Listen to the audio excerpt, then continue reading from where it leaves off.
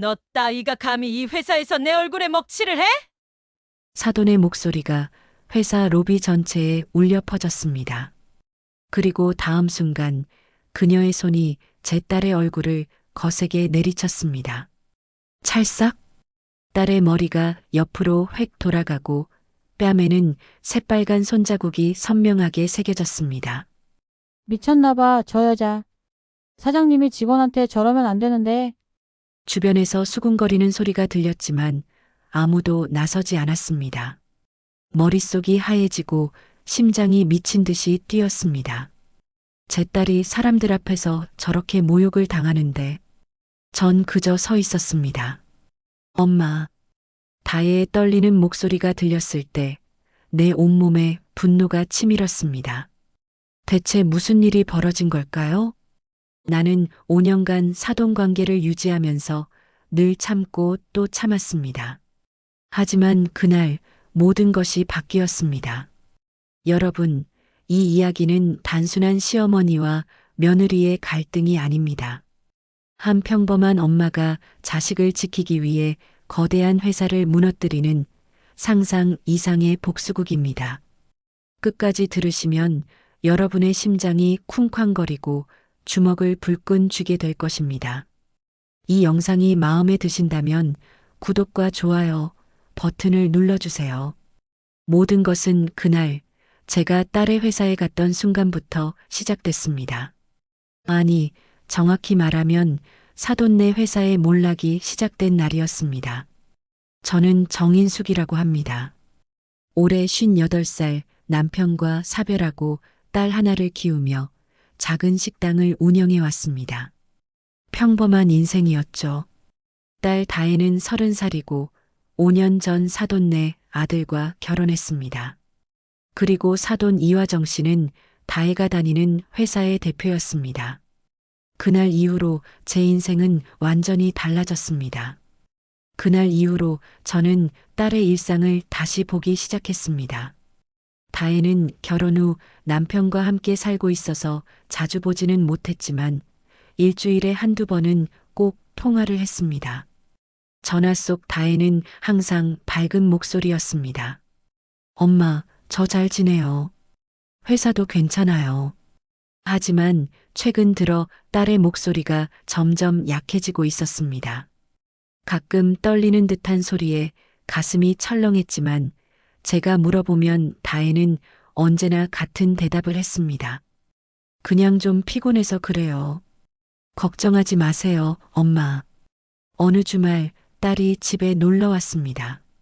남편은 출장이라며 혼자 왔더군요. 차 한 잔을 마시며 이런저런 이야기를 나누는데 딸의 눈이 자주 붓고 충혈되어 있었습니다. 다혜야, 요새 회사에서 무슨 일 있니? 아니에요, 엄마. 괜찮아요. 시어머니는 요새도 바쁘시니? 제 질문에 다혜의 손이 살짝 떨렸습니다. 네. 어머님은 늘 바쁘시죠. 대화 중에 다혜의 전화가 울렸습니다. 화면에 시어머니라고 뜨자 딸의 얼굴이 하얗게 변했습니다. 여보세요, 어머님. 통화 내내 딸은 고개를 숙이고 있었습니다. 마치 전화기 너머의 사람이 보기라도 하는 것처럼요. 네, 알겠습니다. 죄송합니다. 내일 출근하자마자 바로 처리하겠습니다. 전화를 끊은 후 다혜는 갑자기 울음을 터뜨렸습니다. 다혜야, 무슨 일이니? 엄마, 그냥 말해봐, 우리 딸. 엄마, 그냥 버틸게요. 제가 참을게요. 그 말뿐이었습니다. 더 이상 아무 말도 하지 않았습니다. 저녁을 먹고 난 후 다혜는 잠시 화장실에 갔습니다. 그때 테이블 위에 놓인 그녀의 가방이 살짝 열려 있었고 서류 몇 장이 삐져나와 있었습니다. 조심스럽게 그 서류를 꺼냈습니다. 첫 장은 사직서 초안이었습니다. 본인은 개인적인 사정으로 인해 사직하고자 합니다. 날짜는 비어 있었지만 다혜의 이름이 선명하게 적혀 있었습니다. 심장이 철렁 내려앉았습니다. 다음 서류는 무엇인지 알 수 없는 노트였습니다. 표지에는 괴롭힘 일지라고 적혀 있었습니다. 떨리는 손으로 그 노트를 열었습니다. 안에는 사돈, 그러니까 이화정 대표가 다혜에게 한 행동들이 빼곡히 적혀 있었습니다. 회의 중 모욕, 업무 강요, 며느리라고 봐주는 거 없다는 말, 태호 덕에 들어온 실력 없는 직원이라는 공개적 비난? 페이지를 넘길수록 제 손은 더 떨렸습니다. 보고서를 찢어버리고 책상을 발로 차며 소리 지르고 심지어 회식 자리에서 우리 아들은 너보다 훨씬 좋은 여자 만날 수 있었는데 라는 말까지. 가장 충격적인 건 마지막 문장이었습니다. 참아야 해. 엄마에게 걱정 끼치기 싫어. 엄마는 이미 너무 고생하셨으니까. 눈물이 하염없이 흘렀습니다. 그 많은 통화에서 딸이 웃으며 회사 괜찮아요 라고 말할 때마다 이런 일들이 있었다니. 다혜가 화장실에서 나올 소리가 들려 급히 노트를 가방에 다시 넣었습니다. 엄마, 저 이제 가봐야 해요. 내일 아침 일찍 회사에 가야 해서요. 다혜야. 네, 엄마. 말하고 싶은 것이 너무 많았지만 지금은 때가 아니었습니다. 그래, 조심해서 가. 딸을 배웅하고 돌아와 생각했습니다. 이대로 둘 수 없다고. 내 딸의 자존심을 짓밟는 사람, 설령 그것이 사돈이라 해도 가만두지 않겠다고. 다음 날 저는 결심했습니다. 직접 다혜의 회사에 가보기로 한 겁니다. 식당 문을 닫고 버스를 타고 갔습니다. 그리고 그 결정이 모든 것을 바꾸어 놓았습니다. 그날 저는 딸이 뺨 맞는 장면을 목격했고 그 순간부터 저의 복수가 시작되었습니다. 딸이 뺨 맞는 장면을 본 그날 이후 저는 평범한 식당 주인에서 냉철한 조사관으로 변했습니다. 다음 날 아침 식당 문에 개인 사정으로 당분간 휴업합니다라는 종이를 붙였습니다. 단골 손님들은 걱정 전화를 했지만 제 머릿속에는 오직 한 가지 생각뿐이었습니다. 사돈의 회사, 이화정의 왕국을 무너뜨리는 것. 우선 기본적인 정보부터 알아내야 했습니다. 다행히 인터넷에서 회사 정보를 쉽게 찾을 수 있었습니다. 대형 기업, 중견 제조회사로 납품처가 꽤 많았습니다. 공식 홈페이지에는 가족 경영의 따뜻한 기업 문화라고 적혀 있었습니다. 따뜻한 기업 문화라. 자기 며느리 뺨 때리는 게 따뜻한 거야? 분노가 치밀어 올랐지만 감정을 억누르고 더 자세히 조사했습니다. 주주 명단을 찾는 건 어려웠습니다. 하지만 우리 동네 변호사 사무실에서 일하는 친구의 도움을 받을 수 있었습니다. 인수가 이건 공개된 정보니까 알려줄 수 있어. 근데 왜 이런 걸 찾는 거야? 그냥 투자할 때 알아보는 중이야. 친구는 의심스러운 눈빛을 보냈지만 더 묻지는 않았습니다. 주주 명단을 보니 예상대로였습니다. 이화정 대표 40%, 그녀의 남편 김철수 30%, 아들 윤태호 다혜의 남편 20%, 나머지는 소액 주주들이 나눠 갖고 있었습니다. 가족회사였지만 이화정이 실질적 오너였습니다. 납품처와 하청업체 정보도 찾아냈습니다.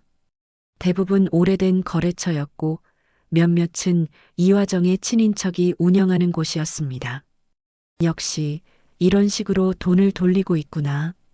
제가 식당을 운영하며 배운 것이 있다면 사업에서는 모든 것이 장부에 남는다는 사실입니다. 아무리 깨끗해 보여도 꼬리는 반드시 있습니다. 이화정의 꼬리를 찾아야 했습니다. 한 달간 거의 매일 회사 앞에서 잠복 근무를 했습니다. 아침 일찍 가서 저녁 늦게까지 직원들의 출퇴근 시간을 지켜봤습니다. 특히 회계팀으로 보이는 사람들을 주시했습니다. 그 중에서도 한 여자가 눈에 띄었습니다. 매일 가장 늦게까지 일하고 항상 무거운 서류 가방을 들고 다녔습니다. 얼굴은 항상 지쳐 보였고 눈 밑에는 다크서클이 짙었습니다. 그녀를 따라가 본 적도 있습니다. 회사에서 나와 근처 카페에 들러 혼자 커피를 마시는 모습이 마치 제 딸 다혜를 보는 것 같았습니다. 용기를 내어 말을 걸었습니다. 실례지만 대형 기업에서 일하시나요? 그녀는 깜짝 놀라 저를 쳐다봤습니다. 네. 그런데 어떻게 아셨죠? 그냥 짐작했어요. 매일 이 시간에 여기 오시던데. 조심스럽게 대화를 이어나갔습니다. 저는 정인숙이라고 합니다. 혹시 이화정 대표님에 대해 이야기 좀 할 수 있을까요? 그녀의 표정이 굳었습니다. 죄송합니다만 회사 일은 밖에서 이야기할 수 없습니다. 자리를 뜨려는 그녀를 붙잡았습니다.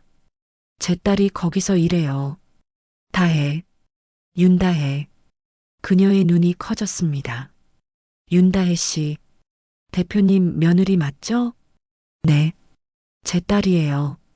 그 애가 회사에서 어떤 취급을 받는지 알아요. 잠시 침묵이 흘렀습니다. 그녀는 주변을 살피더니 작은 목소리로 말했습니다. 나중에 다시 만나요. 지금은 안전하지 않아요. 그렇게 그녀는 자리를 떴습니다. 이름도 모른 채로요. 그로부터 이틀 후 식당 우편함에 봉투 하나가 들어 있었습니다. 발신인은 없었지만 직감적으로 그 회계팀 직원이 보낸 것이라고 생각했습니다. 조심스럽게 봉투를 열었습니다. 안에는 메모지 한 장과 USB가 들어 있었습니다. 메모에는 이렇게 적혀 있었습니다. 이화정 대표가 회사 자금을 빼돌리고 있습니다. USB에 증거가 있어요. 조심하세요. 그녀는 무서운 사람입니다. 손이 떨렸습니다. 바로 컴퓨터에 USB를 연결했습니다. 안에는 여러 엑셀 파일이 들어 있었습니다. 회사 재무제표, 거래 내역, 계좌이체 내역. 저는 회계 전문가가 아니었지만 뭔가 이상한 점은 분명히 보였습니다. 특히 특별 프로젝트 비용이라는 항목으로 매달 상당한 금액이 빠져나가고 있었습니다. 받는 계좌는 모두 달랐지만 패턴은 비슷했습니다. 그리고 그중 몇몇은 이화정의 개인 미용실, 쇼핑몰 등과 연관이 있어 보였습니다. 이거 횡령 아닌가? 머릿속이 복잡했습니다. 정확히 어떤 의미인지는 모르겠지만 이것이 중요한 단서라는 건 분명했습니다. 다음 날 그 회계팀 직원을 다시 만났습니다. 같은 카페, 같은 시간에요. 받으셨나요? 그녀가 작은 목소리로 물었습니다. 네, 고맙습니다. 그런데 이건 정말 횡령인가요? 그녀는 긴장한 눈빛으로 고개를 끄덕였습니다. 3년 전부터 계속되고 있어요. 처음에는 소액이었는데 점점 금액이 커졌습니다. 특별 프로젝트라고 하지만 실제로는 그런 프로젝트가 없어요. 돈은 모두 대표님 주변 사람들에게 흘러갑니다. 왜 이걸 저에게 주신 거죠? 윤다혜 씨가 회사에서 너무 힘들어 보였어요. 그날 대표님이 그녀를 때리는 걸 봤습니다. 회사 로비에서요. 그리고 당신이 그걸 지켜보는 것도 봤어요. 가슴이 아팠습니다.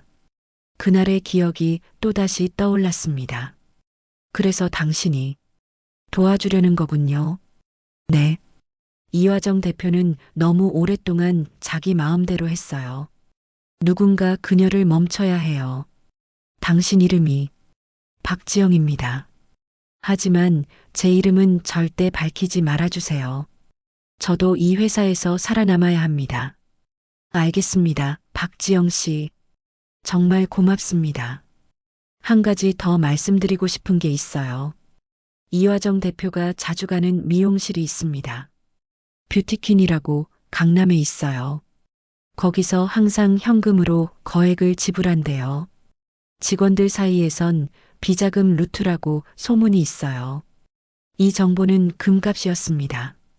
그동안 막연했던 제 복수심이 구체적인 계획으로 바뀌기 시작했습니다.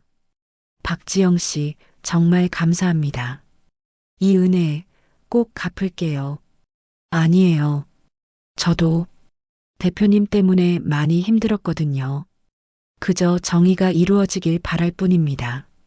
그날 밤 저는 USB의 내용을 다시 한번 꼼꼼히 살펴봤습니다. 특히 특별 프로젝트 항목과 관련된 모든 거래를 정리했습니다. 3년간 총 20억 원에 가까운 돈이 빠져나갔습니다. 작은 회사에서는 엄청난 금액이었습니다. 이제 저에게는 확실한 무기가 생겼습니다. 그리고 어떻게 사용할지도 분명했습니다. 이화정, 내 딸 뺨 때린 값을 치르게 해주마. 다음 날 강남의 뷰티퀸 미용실을 찾았습니다. 고급스러운 인테리어에 눈이 부셨습니다. 이런 곳에서 머리 한번 하는데 제 식당 일주일 수익이 들어갈 것 같았습니다. 직원들에게 이화정에 대해 물어봤지만 모두들 경계하는 눈치였습니다. 하지만 이곳이 중요한 단서라는 확신이 들었습니다.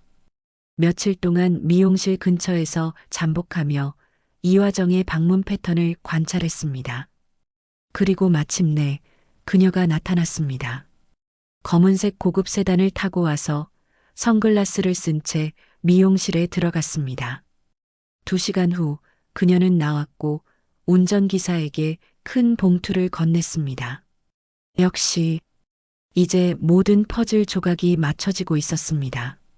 대형 기업의 특별 프로젝트 자금은 이화정의 사치품과 비자금으로 흘러가고 있었고 미용실은 그 중간 통로였던 겁니다. 집에 돌아와 계획을 세웠습니다. 단순히 폭로하는 것만으로는 부족했습니다. 이화정을 완전히 무너뜨려야 했습니다. 그날 밤 딸에게 전화했습니다. 다혜야, 엄마야. 잘 지내니? 네, 엄마. 괜찮아요. 목소리가 여전히 약했습니다. 회사는 어때? 잠시 침묵이 흘렀습니다. 그냥 그래요. 엄마, 걱정하지 마세요. 다혜야, 엄마가 곧 모든 걸 해결해 줄게. 무슨 말씀이세요, 엄마? 그냥 조금만 더 참아. 곧 모든 게 달라질 거야. 전화를 끊고 나서 결심이 더 굳어졌습니다. 이제는 돌아갈 수 없었습니다. 사돈의 회사, 그녀의 왕국은 무너질 것입니다. 그리고 그 과정은 이미 시작되었습니다. 그날 아침 다혜에게서 전화가 왔습니다. 여보세요, 정인숙입니다. 정인숙 씨, 여기 대형기업 인사팀입니다. 따님 윤다혜 씨가 회사에서 쓰러지셔서요. 온몸에 전기가 흐르는 것 같았습니다. 뭐라고요? 어디로 가야 하죠? 지금 서울중앙병원 응급실로 이송 중입니다. 전화를 끊자마자 택시를 잡아타고 병원으로 달려갔습니다. 가슴이 터질 것 같았습니다. 병원에 도착했을 때 다혜는 이미 응급실에 누워 있었습니다. 얼굴은 창백했고 링거를 꽂고 있었습니다. 다혜야. 딸에게 달려가 손을 잡았습니다. 다혜의 손은 차갑고 떨리고 있었습니다. 엄마, 미안해요. 걱정 끼쳐드려서. 무슨 소리야?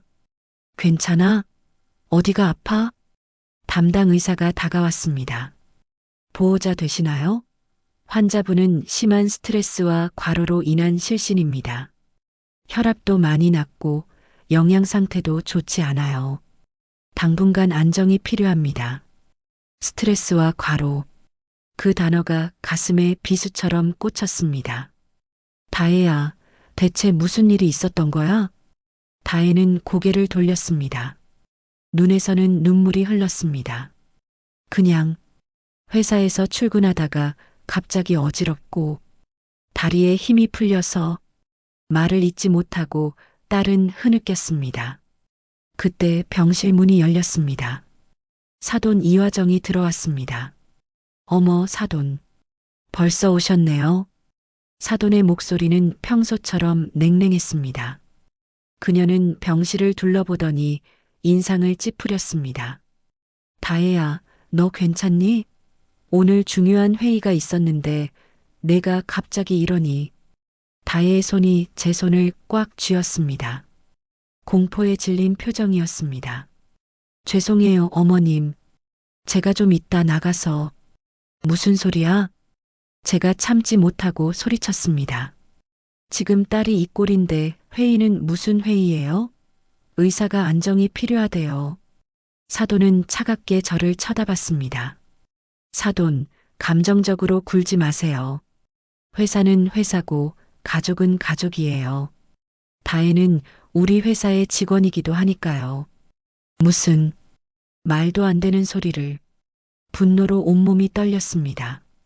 주먹을 꽉 쥐었습니다. 이게 사람 사는 회사입니까? 딸이 이렇게 쓰러졌는데. 병실 안이 조용해졌습니다. 의료진들이 불편한 표정으로 자리를 피했습니다. 사돈, 여기가 어디라고 소리를 지르세요? 좀 진정하시죠. 사돈의 태도는 여전히 고압적이었습니다. 다혜야, 조금 있다 회사로 전화해. 오늘 계약서 검토는 누가 대신해야 할지 지시해야 돼. 그 말을 남기고 사돈은 돌아섰습니다. 그리고 사돈, 직원의 건강 문제에 회사가 책임질 일은 아니에요. 다혜가 자기 건강 관리를 제대로 못한 거겠죠. 문을 닫고 나가는 사돈의 뒷모습을 노려봤습니다. 이런 사람이 내 딸의 시어머니라니. 이런 회사에서 내 딸이 일하고 있었다니. 다혜가 제 손을 잡았습니다. 엄마, 괜찮아요. 저 조금만 쉬면 나아질 거예요. 다혜야, 그만둬. 그 회사. 엄마, 더는 못 보겠어. 내가 저렇게 학대받는 걸. 다혜의 눈에서 눈물이 흘렀습니다. 엄마, 제가 이혼하게 될까봐. 여보가 가슴이 찢어지는 것 같았습니다. 내 딸이 자기 존엄성을 포기하면서까지 결혼을 지키려 하고 있었습니다. 태호는 뭐라고 해? 내 남편은 어디 있어? 해외 출장이요. 내일 돌아온대요. 그래, 알았어. 지금은 쉬어. 엄마가 곁에 있을게. 다혜가 잠든 후 병원 복도에서 울음을 참을 수 없었습니다. 눈물이 마구 쏟아졌습니다. 딸의 괴롭힘일지, 회사에서 맞은 뺨, 그리고 이제 병원 침대. 모든 것이 제 잘못 같았습니다. 왜 진작 알아채지 못했을까요? 왜 진작 도와주지 못했을까요? 그날 밤 다혜가 깊이 잠든 것을 확인하고 병원을 나왔습니다. 집에 돌아와 휴대폰을 집어들었습니다. 사돈의 번호를 눌렀습니다. 3번의 신호음 후 그녀가 받았습니다. 여보세요? 사돈, 정인숙입니다. 아, 사돈. 늦은 시간인데 무슨 일이세요? 침착하게 또박또박 말했습니다. 우리 다혜 그만두게 할 겁니다. 네? 갑자기 무슨... 그리고 사돈, 당신 회사도 조사해 봤어요. 특별 프로젝트 자금 20억 어디에 썼는지 저는 알고 있습니다. 전화기 너머로 숨을 들이마시는 소리가 들렸습니다. 사돈, 무슨 말씀을 하시는 건지. 감정적으로 굴지 말라고 하셨죠? 맞아요. 이제 제가 감정적으로 굴지 않을 겁니다. 아주 차갑고 냉정하게 당신이 우리 딸에게 한 짓의 대가를 치르게 할 겁니다. 잠시 침묵이 흘렀습니다. 사돈, 위험한 발언을 하고 계시네요. 이런 근거 없는 소리를 했다간 명예훼손으로 고소당할 수도 있어요. 근거요? USB 하나만 있으면 충분합니다. 사돈, 이제 당신 차례예요. 그리고 전화를 끊었습니다. 손이 떨렸습니다. 하지만 이젠 돌이킬 수 없었습니다. 사돈을 무너뜨리기 위한 본격적인 전쟁이 시작된 것입니다. 그날 밤 태호에게도 전화했습니다. 여보세요, 어머님. 태호야, 다혜가 병원에 입원했어. 네? 무슨... 어떻게 된 거예요? 회사에서 쓰러졌어. 스트레스 때문에. 태호야, 너 알고 있었니? 내 어머니가 다혜를 어떻게 대했는지. 태호의 목소리가 떨렸습니다. 어머님, 제가 회사 일에는 회사 일이 아니라 내 아내 이야기야. 내 어머니가 다의 뺨을 때렸어. 회사 로비에서 모두가 보는 앞에서. 너 왜 아무 말도 안 해? 내 아내가 이렇게 학대당하는데. 태호의 목소리는 작아졌습니다. 어머님, 정말 죄송합니다. 제가 내일 바로 돌아가겠습니다. 전화를 끊고 창밖을 바라봤습니다. 깜깜한 밤하늘에 별 하나 보이지 않았습니다. 사돈, 내 딸에게 한 짓 반드시 갚아주마. 다음 날 아침 병원으로 향했습니다. 그런데 병실 앞에서 태호를 마주쳤습니다. 어머님, 태호는 고개를 숙였습니다. 얼굴이 피곤해 보였습니다. 밤새 비행기 타고 왔니? 네. 다혜는 어때요? 들어가 봐. 병실에 들어가자 다혜가 놀란 표정을 지었습니다. 여보, 어떡해. 여보, 미안해. 내가 너무 늦었어. 태호는 다혜의 손을 잡았습니다. 그의 눈에는 눈물이 고여 있었습니다. 여보, 내가 잘못했어.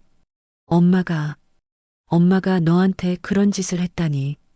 여보, 저는 조용히 병실을 나왔습니다. 두 사람에게 시간을 주고 싶었습니다. 복도에서 기다리는데 또다시 사돈이 나타났습니다. 이번엔 사돈 어른도 함께였습니다. 사돈은 여전히 고압적이었지만 어제와는 달리 약간 긴장한 기색이 보였습니다. 어젯밤 전화 무슨 뜻인가요? 글쎄요, 어떤 뜻일 것 같습니까? 농담하지 마세요. 무슨 USB를 말한 건지 알고 싶으세요? 그럼 우리 다혜한테 사과하세요. 회사 로비에서 모두가 보는 앞에서요. 사돈의 얼굴이 붉어졌습니다. 말도 안 돼요. 내가 왜? 그리고 다혜 사직서 깨끗하게 수리해 주세요. 퇴직금도 모두 제대로요. 사돈, 당신이 뭔데? 제가 뭐냐고요? 저는 딸을 지키는 엄마입니다. 그리고 당신의 비리를 모두 알고 있는 사람이고요. 사돈이 사돈 어른을 쳐다봤습니다. 사돈 어른은 당황한 기색이 역력했습니다. 무슨 소리야, 여보? 무슨 비리? 아무것도 아니에요. 이 사람이 미쳤나 봐요. 사돈이 저를 노려봤습니다. 사돈, 이렇게 나오면 우리 태호와 다혜 사이도 힘들어질 거예요. 위협하지 마세요. 이제 제가 무서울 건 없습니다. 그때 병실 문이 열리고 태호가 나왔습니다. 엄마, 아버지. 태호야, 이게 무슨 일이니? 갑자기 출장 중에 돌아오고. 엄마, 다혜에게 사과해 주세요. 태호의 목소리는 단호했습니다. 뭐라고? 엄마가 여보를 때렸다면서요. 회사에서. 사돈은 당황한 듯 했습니다. 그게 무슨, 약간 훈계를 했을 뿐이야. 직원으로서 실수를 했으니까. 엄마, 다혜는 엄마의 직원이기 전에 제 아내예요. 그리고 이 집안의 며느리고요. 태호야, 너까지 이러면. 사과해 주세요, 엄마. 그리고 다혜가 회사를 그만두게 해주세요. 사돈의 얼굴이 창백해졌습니다. 내가 감히. 사돈 어른이 아내의 팔을 붙잡았습니다. 여보, 진정해. 여기가 병원이야. 저는 태호를 바라봤습니다. 예상치 못했던 반응이었습니다. 처음으로 그가 자기 아내 편에 선 것입니다. 사돈이 억지로 침착함을 되찾았습니다. 우리 집안일에 너무 개입하지 마세요. 태호와 다혜의 일은 우리 가족이 알아서 할게요. 사돈, 분명히 말씀드릴게요. 우리 다혜가 당신 회사에서 받은 상처 절대 잊지 않을 겁니다. 그리고 당신이 한 짓도요. 사돈은 더 이상 말을 잇지 못했습니다. 태호와 사돈 어른과 함께 병원을 떠났습니다. 그날 오후 다혜의 회사 사직서가 정식으로 수리됐다는 연락을 받았습니다. 태호가 직접 처리했다고 했습니다. 작은 승리였지만 저는 아직 만족하지 않았습니다. 사돈이 딸에게 준 상처, 그녀가 회사에서 저지른 비리, 모든 것에 대한 책임을 물을 것입니다. 이제 본격적인 복수가 시작되는 것입니다. 다혜가 퇴원한 지 일주일이 지났습니다. 다행히 딸의 상태는 많이 좋아졌습니다. 회사를 그만두고 나니 얼굴에 생기가 돌았습니다. 엄마, 저 오늘 태호랑 데이트해요. 그래, 요즘 너희 사이가 좋아진 것 같구나. 다혜가 웃었습니다. 병원에서의 일 이후 태호는 완전히 달라졌습니다. 처음으로 어머니에게 맞서고 아내 편에 선 것입니다. 태호가 요즘 많이 달라졌어요. 어머님 회사에서도 거리를 두기 시작했대요. 따로 사무실도 얻었고요. 정말 그거 다행이구나. 어머님은 많이 화가 나셨대요. 하지만 태호가 단호하게 말했대요. 아내를 존중하지 않는 회사에선 더 이상 일하지 않겠다고요. 제 마음은 복잡했습니다. 다혜가 행복해 보여서 기뻤지만 사돈에 대한 분노는 여전했습니다. 그 여자가 내 딸에게 한 짓 그냥 넘어갈 수 없었습니다. 엄마, 괜찮아요. 이제 다 지나간 일이에요. 다혜가 제 손을 잡았습니다. 내가 괜찮으면 됐어. 하지만 속으로는 다짐했습니다. 아니야. 아직 끝나지 않았어. 다혜가 나간 후 저는 컴퓨터 앞에 앉았습니다. 지난 한 달간 차곡차곡 모아둔 자료들을 다시 살폈습니다. 회계팀 직원 박지영 씨가 준 USB 파일들, 인터넷에서 찾은 회사 정보, 그리고 제가 직접 조사한 내용들. 거기엔 특별 프로젝트라는 이름으로 빠져나간 자금 내역이 있었습니다. 3년간 20억에 가까운 돈이 사라졌습니다. 이렇게 뻔뻔하게 회사 돈을 빼돌리다니. 하지만 아직 결정적인 증거가 부족했습니다. 그 돈이 정확히 어디로 갔는지, 어떻게 이화정의 손에 들어갔는지 알아야 했습니다. 박지영 씨에게서 들은 뷰티퀸 미용실. 그곳이 열쇠를 쥐고 있을 것 같았습니다. 다음 날 저는 다시 그 미용실을 찾았습니다. 이번엔 손님으로 가장했습니다. 헤어커트 하러 왔습니다. 직원이 예약 명단을 확인했습니다. 성함이 어떻게 되세요? 정인숙입니다. 네, 잠시만 기다려주세요. 대기석에 앉아 주변을 살폈습니다. 화려한 인테리어, 값비싼 제품들, 친절한 직원들, 모든 것이 고급스러웠습니다. 제 머리를 맡은 디자이너는 젊은 여성이었습니다. 어떻게 해드릴까요? 그냥 단정하게 잘라주세요. 여기 단골은 아니라서요. 네, 알겠습니다. 자연스럽게 대화를 이어갔습니다. 여기 유명한가 봐요? 항상 손님이 많나요? 네, 유명 연예인들도 자주 오시고 강남 사모님들이 많이 찾으세요. 아, 그렇군요. 여기 이화정이라고 대형기업 대표도 오나요? 제 지인이 그분 알아서요. 디자이너의 손이 살짝 멈췄습니다.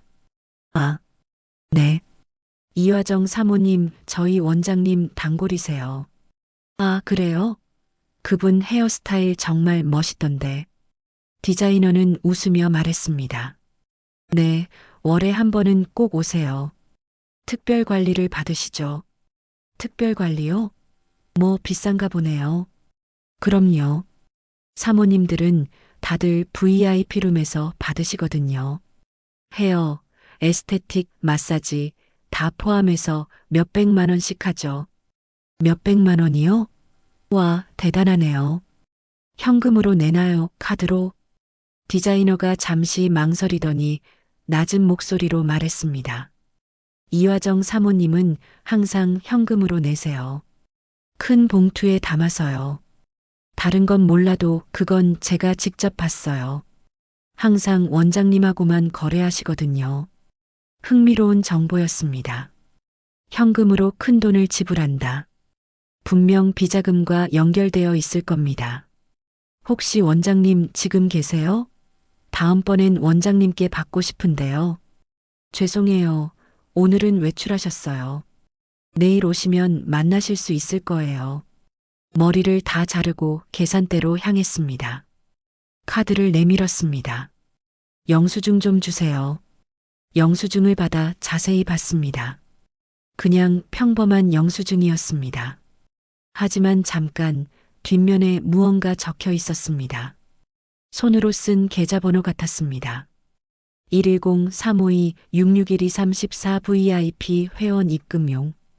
의심스러워 물어봤습니다. 이 뒷면에 있는 건 뭐예요? 직원이 당황한 듯 영수증을 가져갔습니다. 아, 죄송합니다. 이전 손님 메모가 남아 있었네요. 새 영수증 드릴게요. 아니에요, 괜찮습니다. 계좌번호를 머릿속에 새겼습니다. 분명 중요한 단서일 것입니다. 미용실을 나와 집으로 향했습니다. 이제 그 계좌번호를 조사해야 했습니다. 다음 날 은행 지인을 통해 그 계좌를 조사했습니다. 제 친구 한 명이 은행에서 일했거든요. 인수가 이 계좌는 법인 계좌야. 뷰티킨 컨설팅이라는 회사 이름으로 되어 있어. 뷰티킨 컨설팅? 미용실 이름이랑 비슷한데? 그런데 이상한 건 이 회사가 미용실이 아니라 컨설팅 회사로 등록되어 있다는 거야. 사업자 등록 증상 사업 내용이 경영 컨설팅으로 되어 있어. 누구 명의로 되어 있는데? 대표자는 김민지라는 사람이야. 김민지? 누군지 모르겠네. 그런데 이 회사 주소가 대형기업 건물이야. 같은 층은 아니고 다른 층인데 같은 빌딩이야. 뭐라고? 이제 조각이 맞춰지기 시작했습니다.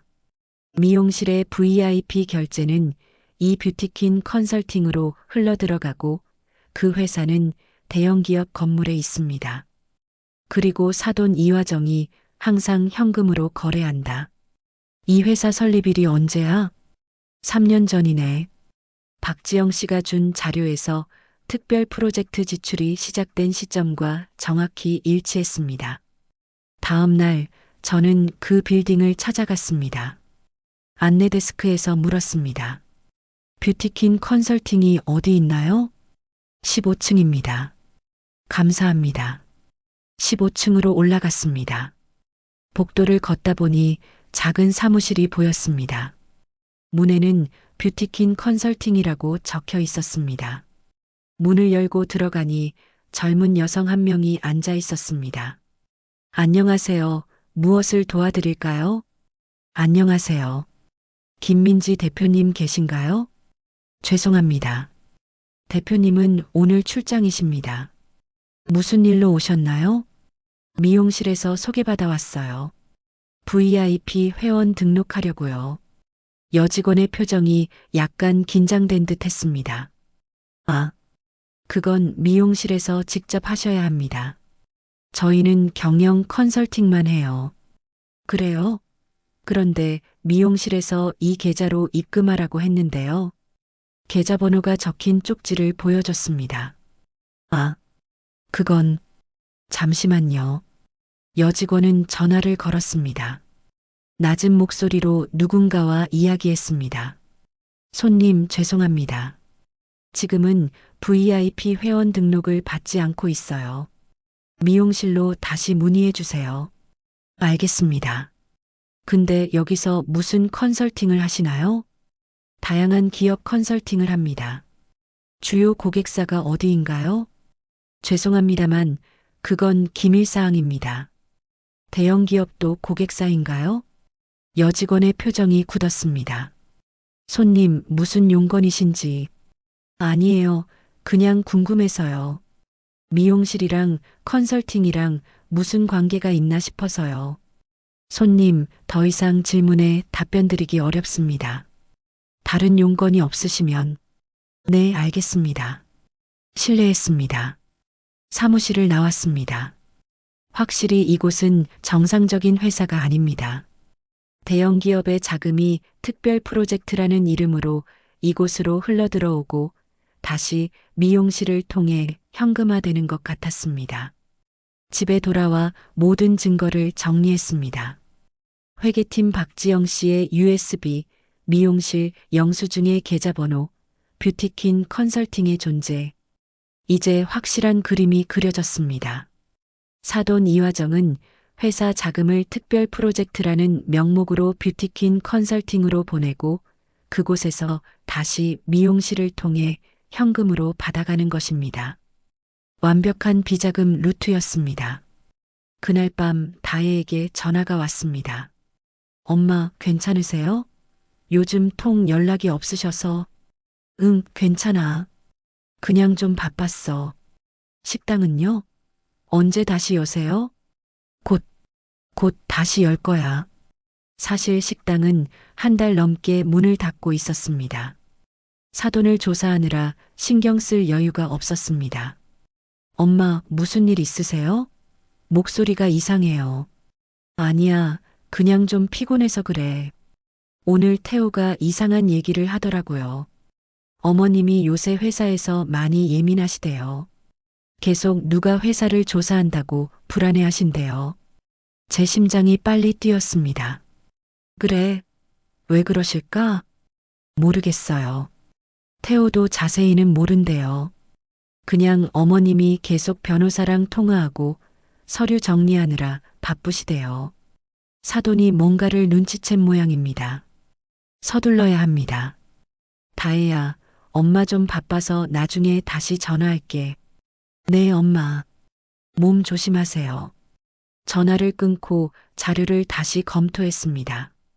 이제 다음 단계로 넘어갈 때입니다. 다음 날 아침 변호사를 만났습니다. 오랜 친구의 소개로 만난 백 변호사는 기업 비리 전문가였습니다. 이 자료들만으로는 확실한 증거가 부족합니다. 회사 자금이 흘러갔다는 건 알겠지만 이화정 대표가 직접 그 돈을 받았다는 증거가 없어요. 그럼 어떻게 해야 하죠? 결정적인 증거가 필요합니다. 이화정이 직접 관여했다는 증거요. 어떤 증거가 있을까요? 가장 좋은 건 뷰티킨 컨설팅의 내부 자료입니다. 이화정과의 연결고리가 담긴 서류나 이메일이요. 그걸 어떻게 구하죠? 합법적인 방법으로는 어렵습니다. 하지만 백 변호사는 잠시 생각하더니 말했습니다. 제가 검찰청에 친구가 있습니다. 이 정도 자료면 내부 고발로 충분히 수사를 시작할 수 있을 겁니다. 정말요? 네. 하지만 정확히 무슨 일인지 물어봐도 될까요? 왜 이렇게까지 이화정 대표를 조사하시는 건가요? 그때까지 저는 자세한 사정을 말하지 않았습니다. 하지만 이제는 백 변호사의 도움이 필요했습니다. 제 딸이 그 회사에서 일했어요. 이화정은 제 사돈입니다. 백 변호사의 눈이 커졌습니다. 뭐라고요? 사돈이요? 네. 그리고 제 딸은 사돈에게 학대를 당했어요. 회사 로비에서 뺨까지 맞았습니다. 그랬군요. 이건 단순한 복수가 아닙니다. 정의를 바로 세우는 겁니다. 그 여자는 자기 며느리를 학대했고 회사 돈을 횡령했어요. 이대로 넘어갈 순 없습니다. 백 변호사가 고개를 끄덕였습니다. 알겠습니다. 제가 도와드리겠습니다. 하지만 준비하셔야 합니다. 이렇게 되면 가족 관계도 돌이킬 수 없게 될 거예요. 이미 돌이킬 수 없는 상태입니다. 제 딸이 맞은 그 순간부터요. 그렇게 저는 백 변호사와 함께 자료를 정리했습니다. 사돈 이화정의 비자금 루트를 고발하는 서류를 작성했습니다. 그리고 며칠 후 검찰청으로부터 연락이 왔습니다. 내부 고발을 접수했고 수사를 시작한다는 내용이었습니다. 정인숙 씨, 지금부터 비밀을 유지해 주세요. 조사가 시작되면 언론에 보도될 겁니다. 그때 큰 파장이 있을 거예요. 네, 알겠습니다. 제 마음은 복잡했지만 한편으론 시원했습니다. 이제 사돈의 만행이 세상에 드러날 것입니다. 그날 저녁 휴대폰이 울렸습니다. 사돈이었습니다. 사돈, 무슨 짓을 하신 거죠? 무슨 말씀이신지. 오늘 검찰에서 연락이 왔어요. 회사 비리로 수사를 시작한대요. 당신 짓이죠? 사돈, 제가 한 일은 진실을 밝힌 것뿐입니다. 당신, 우리 가족을 망치려는 거예요? 제 딸 뺨을 때렸을 때 이미 가족은 망가졌습니다. 사돈의 목소리가 떨렸습니다. 이렇게 나오면 당신도 편하지 않을 거예요. 다혜와 태호 사이도 위협하지 마세요. 이제 모든 것이 밝혀질 겁니다. 전화를 끊고 창밖을 바라봤습니다. 이제 진실의 모든 조각이 맞춰졌습니다. 다음은 폭로의 시간입니다. 검찰의 수사가 시작된 지 일주일째 되던 날 아침, 저는 평소보다 일찍 일어났습니다. 묘한 예감이 들었습니다. 오늘은 뭔가 다른 날이 될 것 같았습니다. 아침 6시 커피를 마시며 텔레비전을 켰습니다. 뉴스 속보가 흘러나왔습니다. 대형기업 이화정 대표 20억 횡령 의혹. 검찰 압수수색 실시.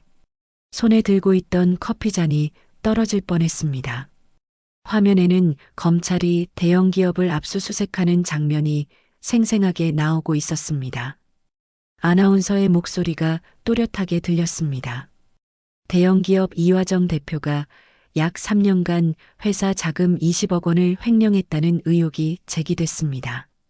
검찰은 오늘 오전 대형기업 본사와 이화정 대표의 자택, 그리고 관련 업체인 뷰티킨 컨설팅 사무실에 대한 압수수색을 실시했습니다.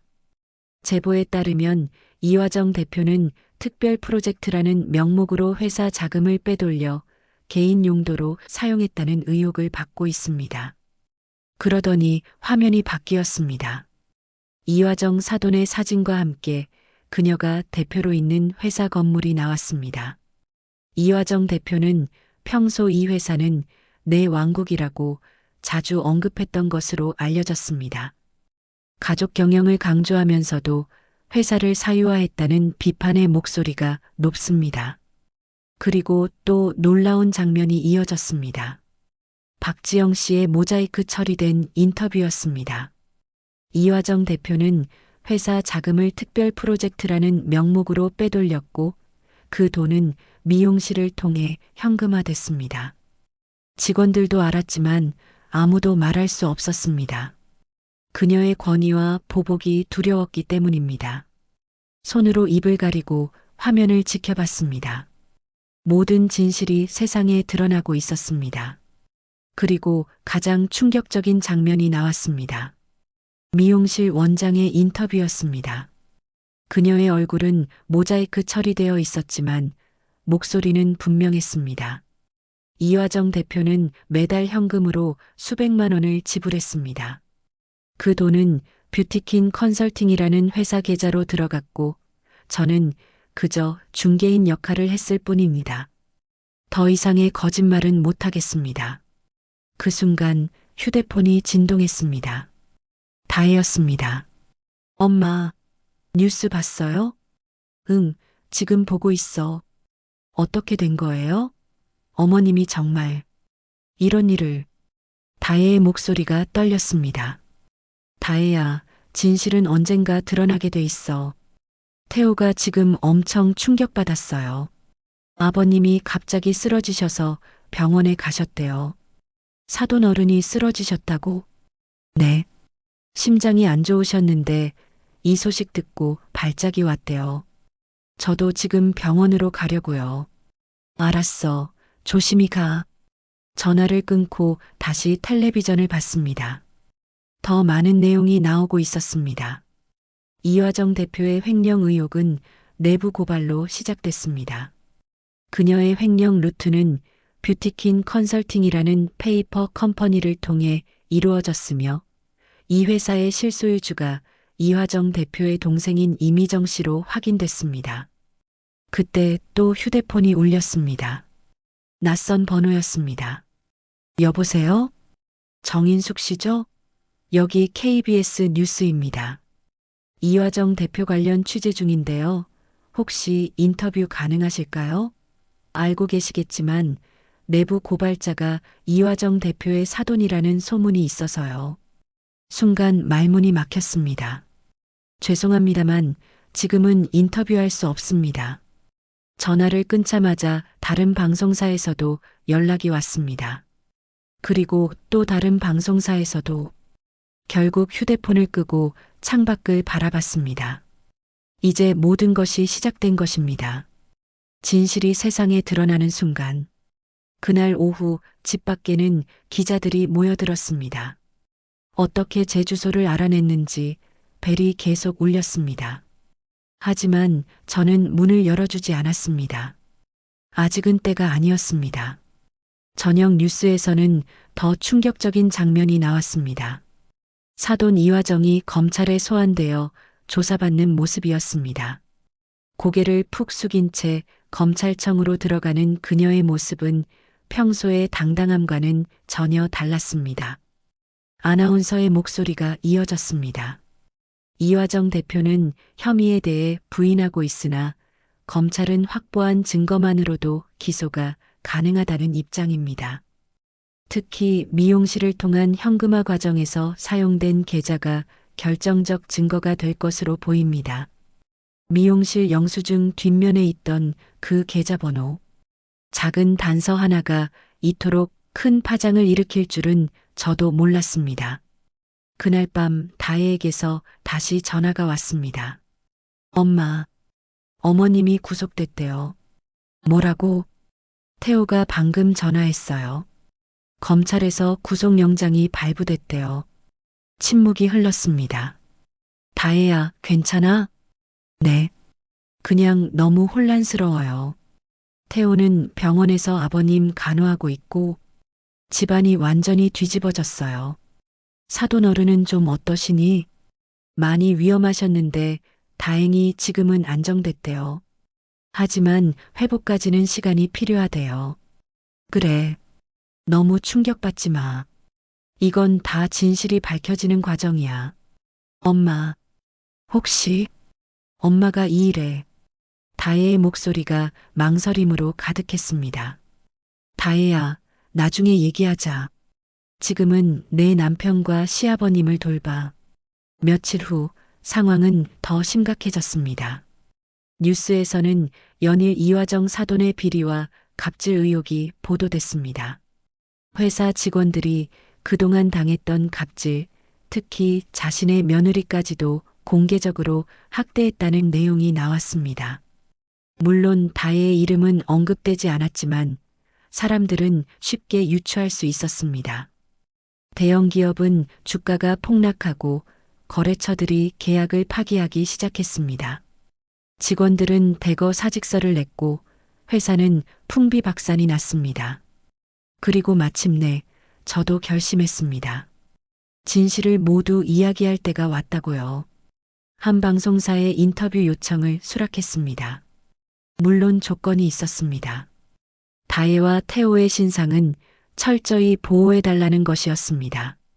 인터뷰 당일 방송국 스튜디오에 앉아 깊게 숨을 들이마셨습니다.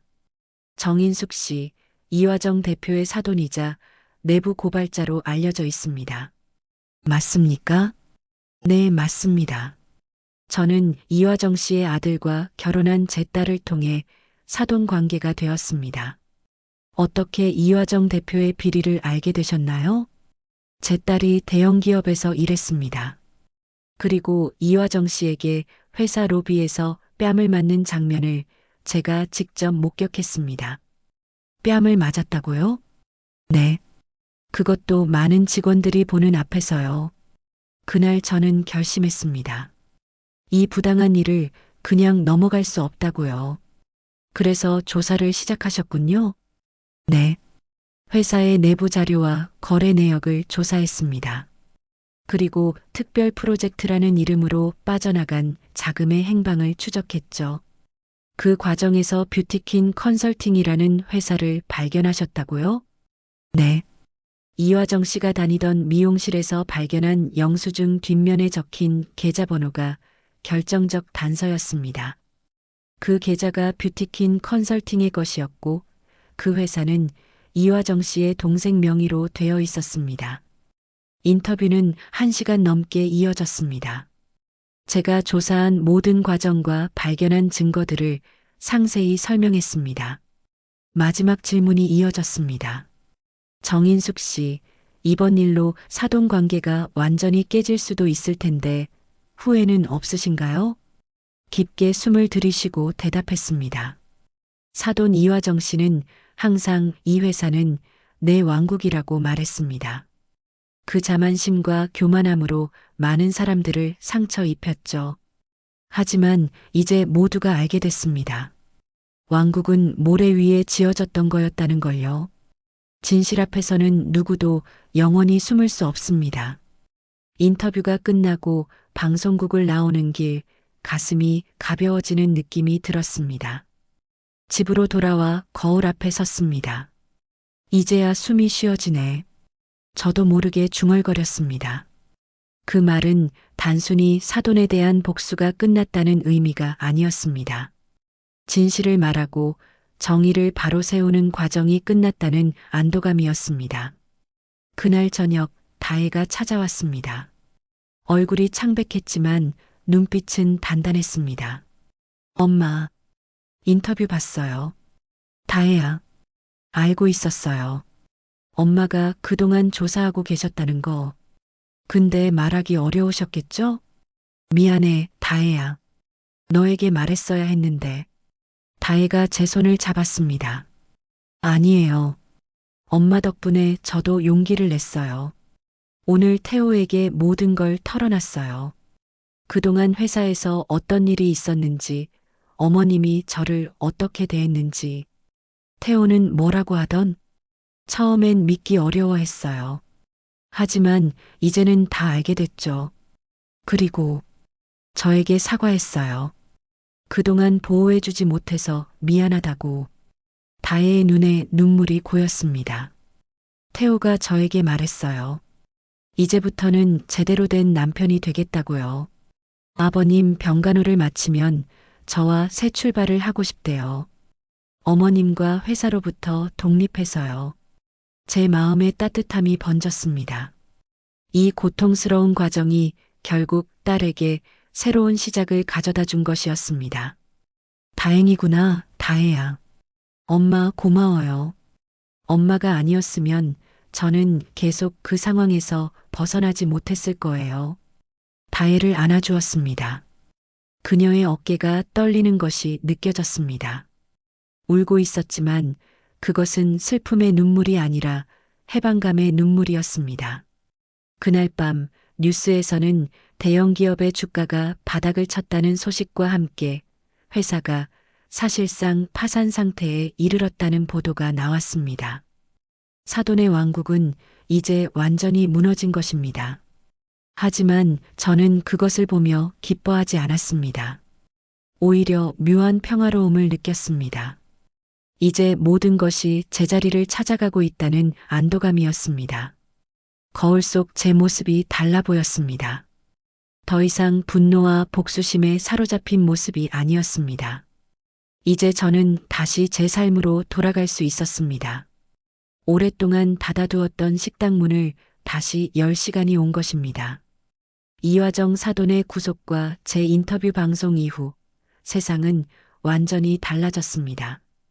대형 기업은 주가가 폭락하고 거래처들이 줄줄이 계약을 파기했습니다.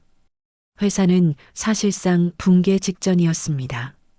저는 한 달 만에 다시 식당 문을 열었습니다. 손님들은 TV에서 본 제 모습에 놀라면서도 응원의 말을 아끼지 않았습니다. 정인숙 씨, 용기 있게 잘하셨어요. 그 재벌 며느리한테 그런 짓을 하다니 당연히 벌을 받아야지.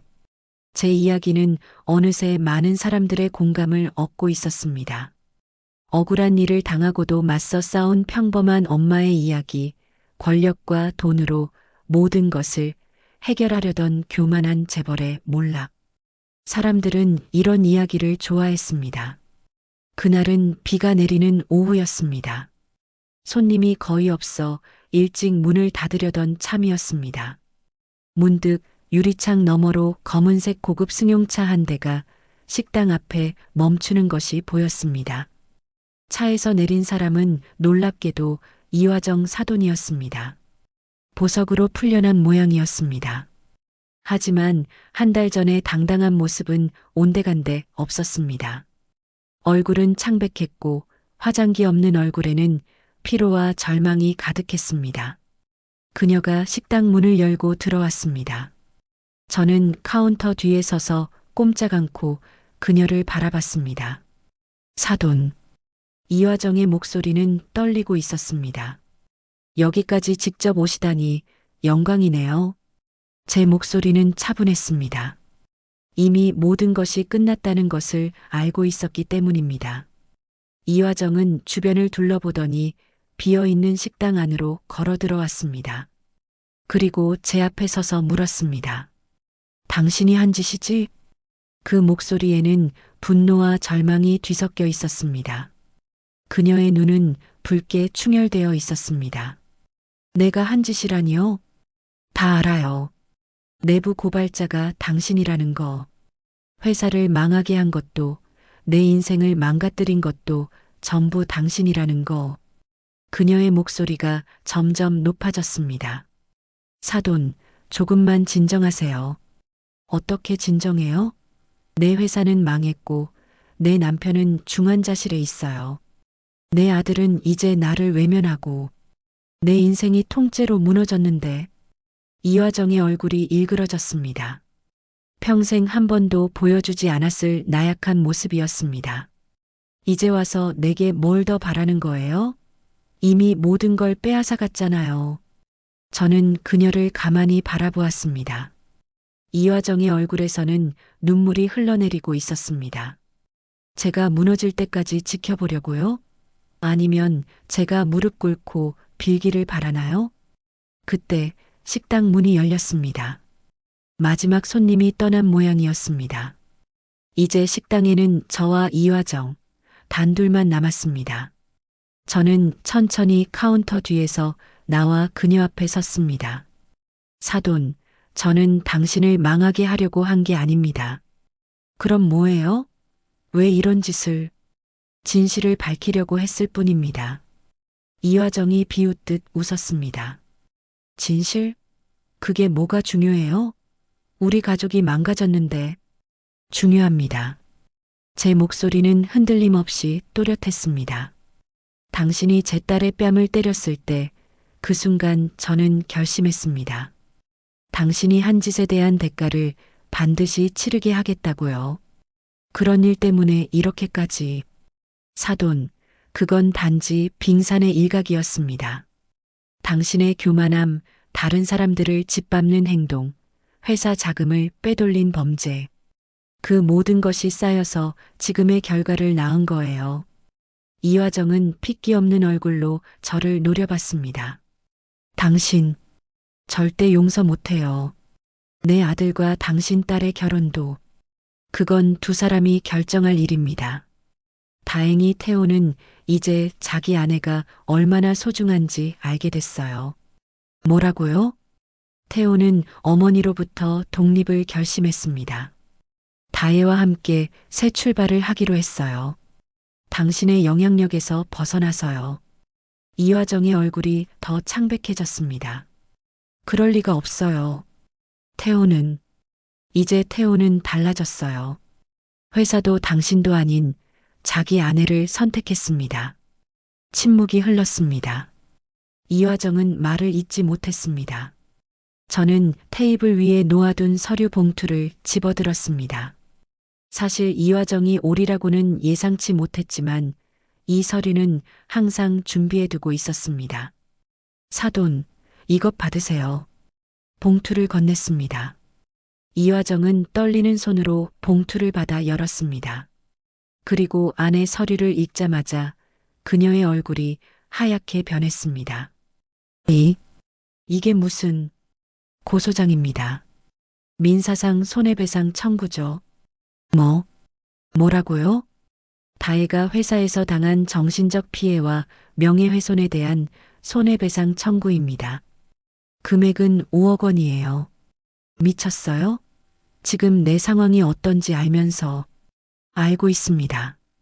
회사는 파산 직전이고 당신의 재산은 동결됐죠.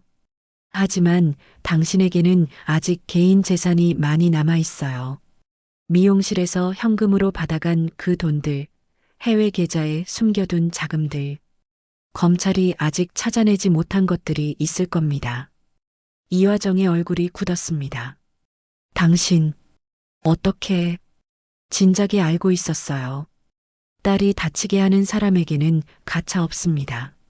제가 끝까지 갈 거라고 생각 안 하셨겠죠? 이화정의 다리에 힘이 풀린 듯 했습니다. 그녀는 가까스로 테이블 의자에 앉았습니다. 왜 이러는 거예요? 이미 내 모든 걸 다 망가뜨렸잖아요. 사돈, 제가 원한 건 당신의 파멸이 아닙니다. 딸이 당한 상처에 대한 정당한 대가예요. 이화정의 눈에서 눈물이 흘렀습니다. 한없이 강해 보였던 그녀가 이렇게 무너질 줄은 저도 몰랐습니다. 제발, 이제 그만. 그녀의 목소리는 이제 간절한 호소였습니다. 내가 잘못했어요. 인정할게요. 다혜한테도 미안해요. 내가 너무 심했어요. 하지만 제발, 이제 그만. 처음으로 이화정의 입에서 사과의 말이 나왔습니다. 그것도 굴복한 상태에서의 사과였습니다. 저는 그녀를 가만히 내려다봤습니다. 그리고 천천히 말했습니다. 사돈, 이 소송은 취하하지 않을 겁니다. 하지만 한 가지 제한이 있어요. 이화정이 고개를 들었습니다. 회사에 남아있는 모든 직원들에게 제대로 된 퇴직금과 보상을 해주세요. 그리고 다혜에게 직접 사과하세요. 진심으로요. 그러면 배상금은 1억으로 줄여드리겠습니다. 이화정은 놀란 듯 저를 쳐다봤습니다. 그게 다인가요? 네. 제가 원하는 건 복수가 아닙니다. 정의예요. 이화정은 한참 동안 말이 없었습니다. 그러다 천천히 고개를 끄덕였습니다. 알겠어요. 그렇게 할게요. 그녀가 일어서려 했지만 다리에 힘이 없는 듯 비틀거렸습니다. 저는 반사적으로 그녀의 팔을 잡아 부축했습니다. 조심하세요. 이화정의 눈에 놀라움이 스쳤습니다. 아마도 자신을 이렇게 무너뜨린 사람에게서 친절을 기대하지 않았을 테니까요. 왜 도와주는 거예요? 사돈, 저는 당신을 미워하지 않습니다. 당신이 한 행동을 미워할 뿐이에요. 이화정의 눈에 또다시 눈물이 고였습니다. 정말 당신 같은 사람은 처음이에요. 그녀는 천천히 몸을 일으켜 출구로 향했습니다. 문 앞에서 그녀가 다시 돌아봤습니다. 네, 내가 했던 말 진심이에요. 다혜에게 정말 미안해요. 그동안 내가 너무 교만했어요. 그리고는 문을 열고 나갔습니다. 창밖으로 비가 내리는 것을 바라봤습니다. 이화정은 천천히 차에 올라 떠났습니다. 그 순간 가슴속 깊은 곳에서 무언가가 풀리는 느낌이 들었습니다. 분노도 복수심도 아닌 평화로움이었습니다. 자리에 앉아 창밖의 비를 바라보았습니다. 그날 딸이 뺨을 맞던 그 순간이 떠올랐습니다. 그때의 충격과 분노, 그리고 단단한 결심. 그날 나는 결심했지. 작은 목소리로 중얼거렸습니다. 당신의 교만함과 횡포에 대가를 치르게 하겠다고. 문득 미소가 지어졌습니다. 씁쓸하지만 편안한 미소였습니다. 그날의 결심은 지금 완성됐다. 비는 계속 내리고 있었습니다. 하지만 이제 제 마음은 맑고 평화로웠습니다. 오랫동안 짊어지고 있던 무거운 짐을 내려놓은 것 같았습니다. 다음 날 아침 뉴스에서는 이화정이 남은 재산을 털어 직원들의 퇴직금을 모두 지급했다는 소식이 나왔습니다. 그리고 파산 위기에 처한 대형 기업은 결국 법정 관리에 들어간다고 했습니다. 한 시대의 끝이었습니다. 교만과 비리로 세워진 왕국은 무너졌고 진실은 세상에 드러났습니다.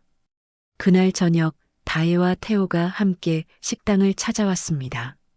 둘 다 오랜만에 밝은 표정이었습니다. 엄마, 어머님이 저한테 사과하셨어요. 직접요. 정말? 네. 태호와 함께 찾아오셨는데 무릎까지 꿇으셨어요. 저도 깜짝 놀랐어요. 태호가 고개를 숙였습니다. 어머님, 정말 죄송합니다. 어머니가 그동안 다혜에게 한 짓들, 제가 용서를 구해도 모자랄 일입니다. 괜찮아, 태호야. 내 잘못이 아니야. 다혜가 밝게 웃었습니다. 엄마, 우리 이제 새 출발하기로 했어요. 태호가 새 직장도 구했고, 저도 일자리를 알아보고 있어요. 그래, 정말 다행이구나. 그리고 엄마한테 고마워요. 엄마가 아니었으면 저는 계속 그 상황에서 벗어나지 못했을 거예요. 다혜의 눈에 눈물이 고였습니다. 하지만 그것은 기쁨의 눈물이었습니다. 저는 딸을 꼭 안아주었습니다. 태호도 옆에서 부끄러운 듯 미소를 지었습니다. 사돈 어른은 어떠시니? 많이 좋아지셨어요. 내일 퇴원하신대요. 아버님도 이제 모든 걸 내려놓고 쉬시겠다고 하셨어요. 그날 밤 저는 오랜만에 편안한 잠을 잤습니다. 꿈에서는 남편과 함께 걷고 있었습니다. 남편은 환하게 웃으며 제게 말했습니다. 잘했어, 인수가. 우리 딸 잘 지켰네. 그 말에 눈물이 났지만 그것은 기쁨과 안도감의 눈물이었습니다. 이화정 사돈과의 마지막 대면 이후 6개월의 시간이 흘렀습니다. 가을이 깊어가는 어느 날 저는 식당 앞에 새간판을 달았습니다. 다혜네 반찬 가게. 더 이상 단순한 식당이 아닌 집에서 만든 반찬을 파는 가게로 업종을 바꾼 것입니다. 이제는 다혜도 주말마다 와서 저를 돕곤 했습니다. 엄마, 이거 정말 좋은 생각이었어요. 손님들이 훨씬 더 많아졌어요. 다혜는 환하게 웃으며 말했습니다. 그 웃음에는 더 이상 두려움이나 불안이 없었습니다.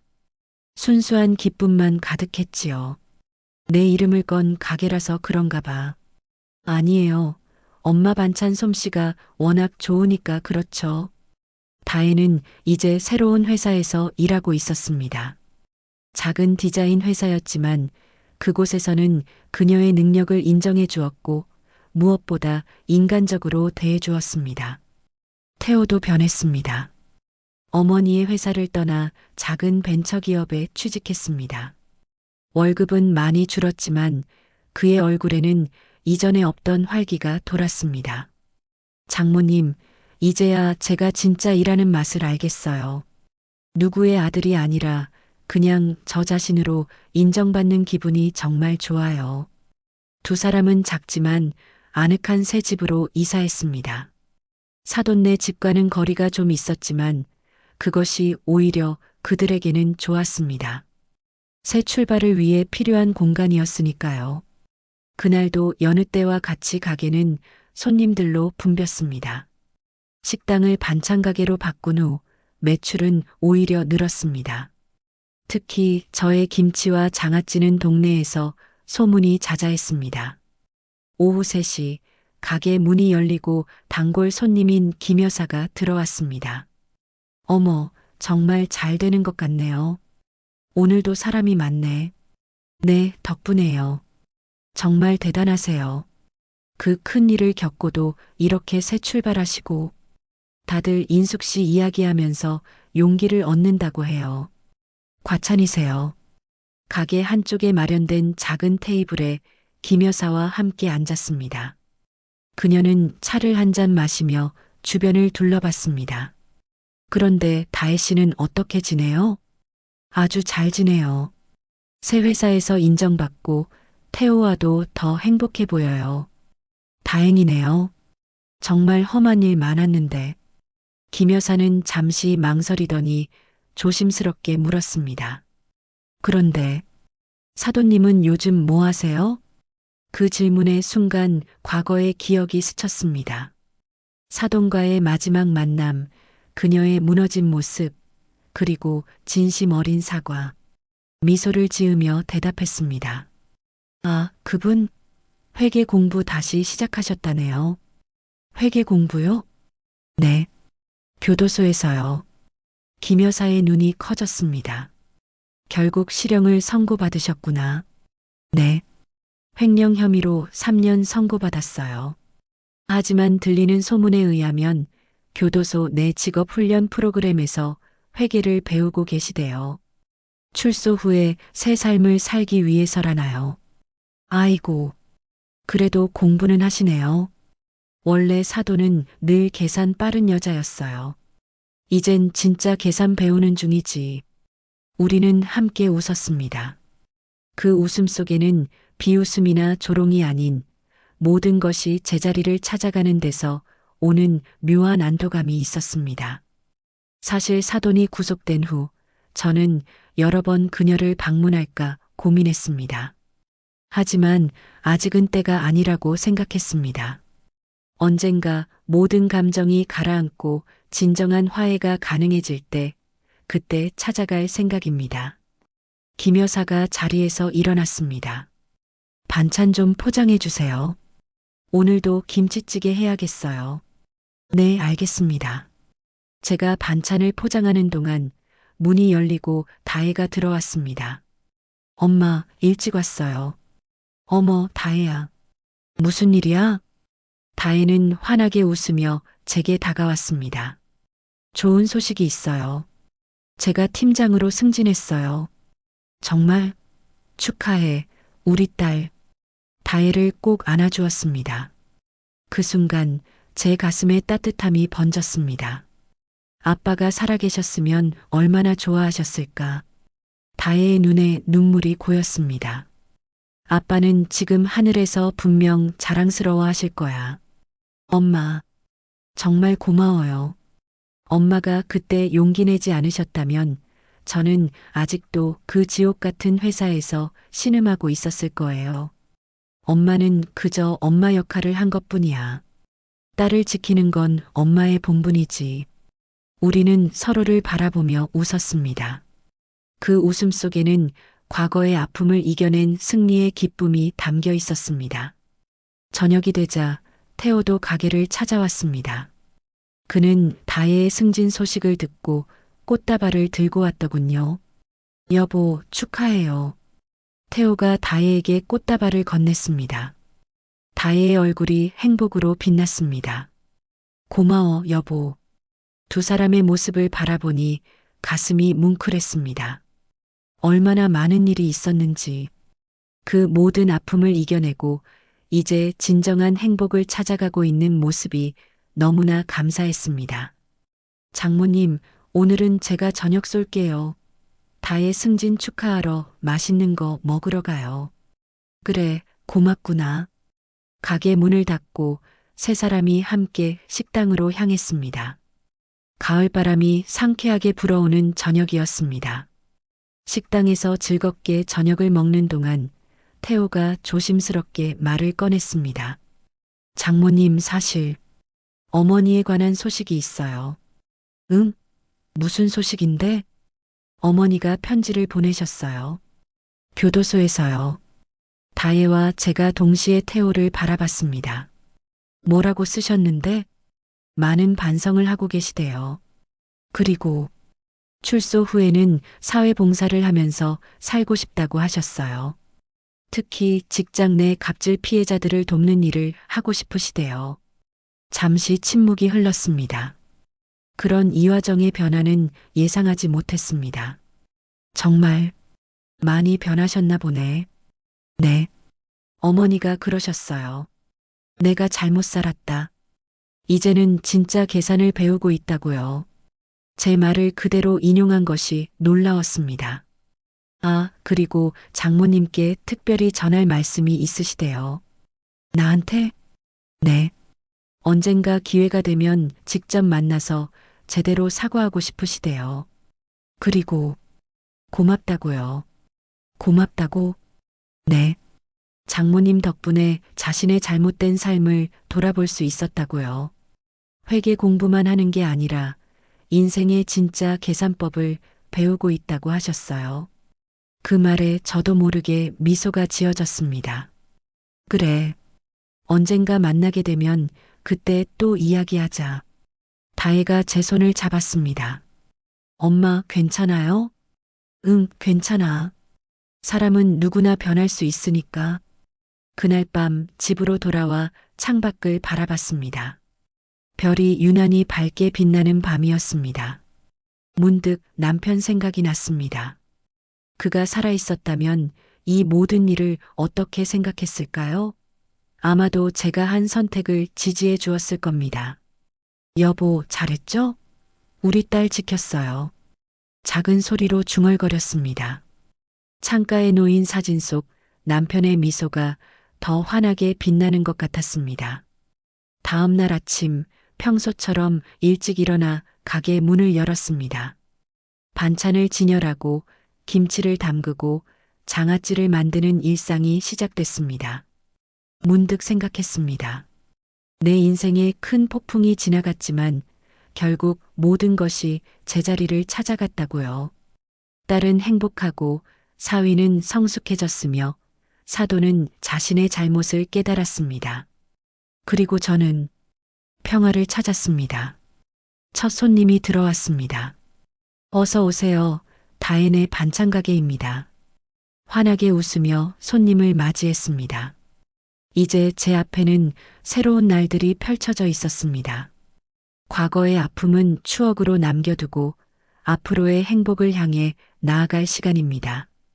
가게 창문으로 들어오는 따스한 햇살이 제 얼굴을 비쳤습니다. 그 빛처럼 우리의 미래도 밝게 빛날 것입니다.